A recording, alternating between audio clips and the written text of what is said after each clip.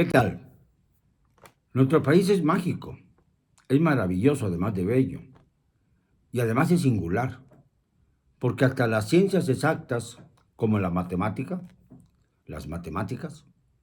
suelen ser imperfectas en nuestro país, porque las aplican políticos de un bando u otro, ciudadanos de un bando y otro, y resulta que no coinciden. Los números pueden ser leídos de manera diferente. Por ejemplo, para los que habitan el Palacio Nacional, pues la elección del domingo pasado fue algo así como una especie de apoteosis, alcanzando 91% de los votos emitidos a favor de que se quede AMLO. Y esto lo consideran un triunfo histórico, un día histórico para la democracia, a pesar de que pues acudieron a votar poco más de 16,5 millones de personas. Pero de esos 16,5 de personas, 9,1 votaron en favor de que se quedara el presidente y menos del 1% votaron a favor de que que fuera destituido, que se fuera a la chingada, vamos, a su rancho. Poquísimos, al lado de los millones reunidos por la causa pro autoritarismo. El hecho es que esta lectura es equivocada, porque el verdadero vencedor de la justa política del domingo pasado, sin ninguna especie de duda, fue el abstencionismo.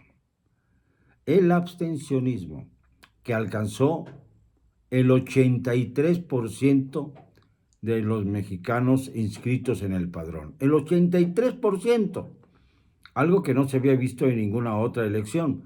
Se había visto en las consultas que no estaban vinculadas todavía al sistema jurídico, a la Constitución. Consultas, digamos, un tanto cuanto precipitadas y superficiales.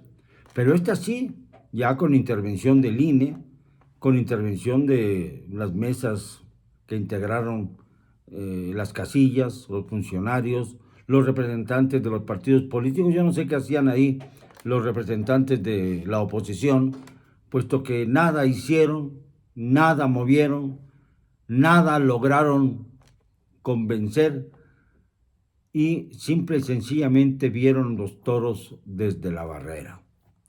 Pobrecitos opositores, aquellos que dicen que quieren cambiar a México y no se atreven a dar un solo paso en ese sentido. Pobrecitos, Himalaya con ellos. Qué vergüenza que México no tenga partidos de oposición dignos y no una cáfila de maleantes que se pasan de un partido a otro según sus conveniencias y ambiciones personales, sin ideología. Y claro, como no tienen ideología, más vale plegarse para no molestar al presidente. Es decir, son una oposición convenenciera, ridícula y perversa. Y ahí estaban algunos representantes de los partidos políticos en algunas casillas. Luego, por ejemplo, se ve la malicia del señor López Obrador al decir que el responsable de este proceso electoral ingrato porque no se reunió ni siquiera al 40% de los miembros del padrón, que era el mínimo para darle validez al proceso. Es decir, los que fuimos a votar perdimos nuestro tiempo, nuestro domingo. No sirvió para nada el proceso, ni para una cosa ni para otra. El presidente dice, ya con esto me quedo. Bueno, puede decirlo porque, pues, total, él tiene el poder omnímodo, el poder autocrático. Pero la realidad es que el proceso era en busca de la revocación del mandato de él. Y este proceso fue totalmente desairado, porque el gran vencedor de la justa no fue el presidente, no fue mucho menos la oposición, no fue la ciudadanía que está convencida de que esta administración no puede ser considerada fiable. el verdadero vencedor fue el abstencionismo, que como nunca se impuso. 83% de abstencionistas de los que se reúnen en el padrón electoral. Una proporción que en cualquier país hubiera sido considerado una terrible derrota de la democracia. Y en México, en cambio, el presidente eufórico alega que fue un día victorioso para la democracia. Fíjense ustedes la tremenda distorsión. Independientemente de cuáles sean sus propios conceptos políticos. Esto es así. Para quienes, por ejemplo, fueron desairados y no lograron ni siquiera entrometerse a una elección con el 1% de los que votaron, es decir, el marcador fue 9-1 entre los que votaron, pero entre los que no votaron, pues se supone que la mayor parte no fue, y seguramente no solamente la mayor parte, sino a lo mejor la totalidad de los que no fueron, no lo hicieron por un profundo desprecio al estado de cosas, por un profundo desprecio a la administración actual, o porque sencillamente les valió un comino lo que pasaba en las urnas, porque consideraban que era ocioso el ejercicio supuestamente democrático. El hecho es que yo sigo considerando que la democracia no puede construirse a base de abstenciones, sino solo se levanta con votos. Y los votos fueron los que faltaron. Faltaron muchos votos. Porque hubo muchos elementos que contrariaron el objetivo principal de ir en busca de la cabeza política de Andrés Manuel López Obrador, cuya administración ha sido fatal. Ahí queda, aunque diga él que ganó con 9-1, un marcador escandaloso si se tratara del fútbol, pero un marcador profundamente mentiroso si se ciñe uno a la realidad, porque no se alcanzó el 40% de los empadronados, que era lo que le daba legitimidad al proceso. Y un proceso ilegítimo no puede ser festinado como un triunfo, una apoteosis de la democracia, sino todo lo contrario. Y por ahí podemos empezar. Por otro lado, la sociedad dice y arguye que ese 83% de abstenciones son los que deben considerarse contrarios a que continúe López Obrador en la presidencia. Pero esto es una especulación, porque nunca sabremos si ese 83% que no votó lo hizo para evitar que López Obrador fuera a hacer un festín con sus números, o bien lo hicieron porque ya no confiaban en el sistema político mexicano, o bien lo hicieron simple y sencillamente por pereza, por omisión, o sencillamente porque no les dio la gana. Entonces, no podemos establecer una línea conductora que nos permita saber si estos abstencionistas actuaron de una manera u otra. Lo que podemos saber, sin duda alguna, es que fueron muchos más los abstencionistas que los que votaron por López Obrador. Y que generalmente, cuando se abstienen de votar, esto es una regla muy antigua, significa que no votan porque están en contra del estado de cosas. Y el estado de cosas en este momento, en este presente, se llama Andrés Manuel López Obrador. Entonces no puede festinar ni puede alegrarse López Obrador de una elección que evidentemente estuvo viciada de origen.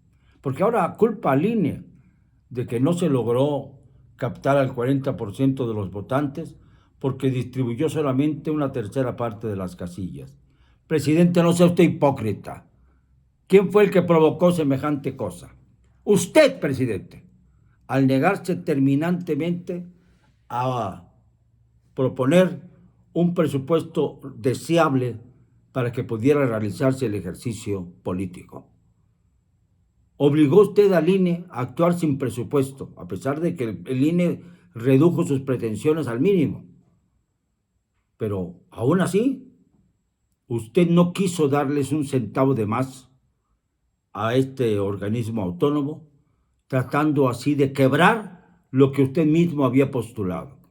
Y entonces, bajo el pretexto de que ya era un deber constitucional del INE llevar adelante el proceso revocatorio, obligó usted al INE a actuar con los mínimos recursos posibles. Usted es el responsable del abstencionismo. Usted, presidente, es el responsable de que la gente se haya desinteresado en el proceso. Usted es el responsable de que no se haya reunido ese 40% que le hubiera dado a usted legitimidad política. Legitimidad que, a pesar de que hayan votado 15 millones de votos por usted, no alcanza más que para ver que esos 15 millones de votos representan apenas el 16% del padrón electoral y no el 40% mínimo que se requería. Por eso les digo yo que hasta en materia de matemática, ciencia exacta, los mexicanos hacemos con ellos nuestro revoltijo. Porque ya empecé a escuchar también por allí que los grupos sociales se adjudican ese 1,5 millones de votos diciendo que con ello ya se van a fortificar para sacar adelante los proyectos políticos más importantes, entre ellos el mandar al demonio o a la chingada, al rancho, al presidente de la República. Pero ya no van a tener tiempo. Faltan 29 meses y días para que termine, si es que termina, el periodo presidencial de Andrés Manuel López Obrador. La batalla la perdió la democracia. No es un día para festejar. Es un día de luto para los verdaderos demócratas, que creímos que la única manera de resolver en democracia este dilema era precisamente votando. Pero muchos se creyeron que era una trampa acudir a las urnas, porque así se lo hicieron ver muchos de quienes están ligados al régimen y buscaron la manera de atemorizar. Hasta llegaron a decir que era probable que el narcotráfico tuviera un operativo para amedrentar a quienes hicieran filas en las casillas. Hicieron todo lo posible por ensuciar las elecciones. Hubo un acarreo como no se había visto ni en los tiempos del PRI hegemónico, ni en los tiempos del panismo cínico. Nunca se había visto algo por el estilo. Un acarreo, una descomposición política brutal, un desorden en cuanto a la situación de que la gente vio pasar, dejó hacer todas las marrullerías inimaginables. Hay testimonios de camiones llevando gente, trayendo gente a las urnas. Hay testimonios de personas que estaban cruzando las boletas en los lugares en donde no había absolutamente nadie esperando para votar. Y había ahí uno que votaba y votaba y votaba por todos. Claro, a favor de la causa del presidente López Obrador. ¿Y usted, presidente, se dice demócrata? Es usted un fanfarrón. Es usted el que creó el caos y luego aparece como el gran redentor. Hipócrita. Y nos faltarán entonces, para que usted limpie bien sus oídos, 2 años y medio más para seguirlo cuestionando día con día con día. Usted, aunque haya dicho que ganó esa elección que no tiene ninguna legitimidad, es sin duda alguna uno de los presidentes que van a encabezar la lista de los peores, de los que más daño le han hecho a nuestro país. Y le sigo pronosticando que usted será el primero de los mandatarios de este país que va a parar en la cárcel sin necesidad alguna de probar como debe probarse, claro, los acontecimientos con los que usted se ensució las manos. Están a la vista, y uno de ellos es la farsa terrible que usted hizo que se diera el domingo, no por los que creímos en que votar es la única solución, sino porque usted sencillamente hizo todo lo posible por amedrentar, por cooptar, por evitar que la elección fuera general y que fuera además cierta. Lo siento, no me van a callar. Y lo digo hoy y siempre, con cero cobardía.